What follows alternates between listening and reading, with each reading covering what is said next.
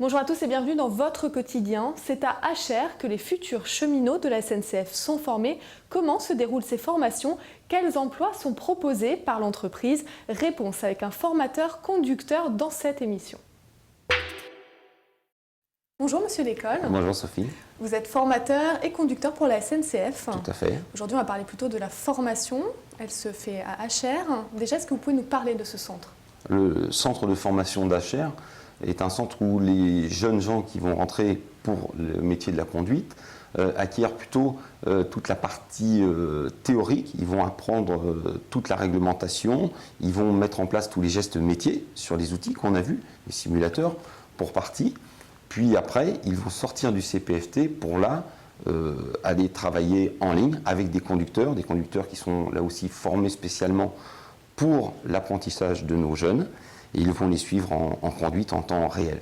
Alors comment ça se fait? Comment se fait cette rencontre entre les jeunes et puis les formateurs? Comment se fait le recrutement à la base? Alors, le recrutement, c'est un centre spécialisé qui assure le recrutement sur des tests psychologiques, des tests particulièrement dédiés aux contraintes du métier, sur des tests de compréhension des textes réglementaires, puisqu'on a une grosse étude et une nécessaire compréhension de ces textes. Et après, des aptitudes aussi psychotechniques, à savoir qu'au regard des demandes particulières, le stagiaire doit être capable d'assurer une psychomotricité pour gérer ses gestes de conduite au quotidien. Vous recherchez des profils en particulier?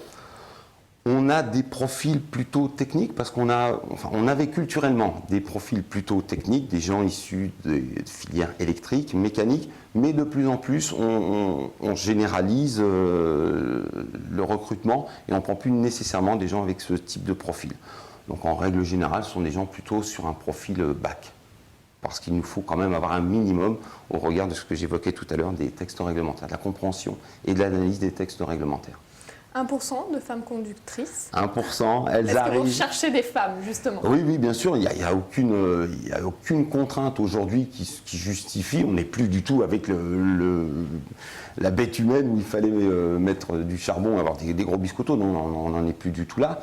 Et aujourd'hui, les filles arrivent. Il y a 20 ans, quand j'ai commencé, on en avait une dans l'établissement. Aujourd'hui, on doit avoir sur la région de Paris-Saint-Lazare, je crois, une trentaine, je n'ai pas les chiffres exacts, une trentaine de jeunes femmes qui conduisent les trains quotidiennement, dans les mêmes conditions que leurs collègues masculins. Donc c'est ouvert, bien entendu, aux jeunes femmes qui veulent s'investir dans ce métier un peu particulier, mais qui ne semble pas leur poser plus de problèmes que pour leurs collègues masculins. Est-ce que c'est un métier qui attire? Oui, c'est un métier qui attire les gens qui aiment les responsabilités. Le métier de conducteur de train, c'est vraiment un métier à responsabilité. Le conducteur de train, il est seul. Alors, il est particulièrement seul en Île-de-France, où on assure la conduite des trains tout seul.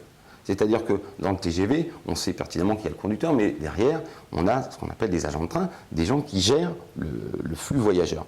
En Île-de-France, particulièrement, le conducteur, il est seul. Donc, il a la responsabilité.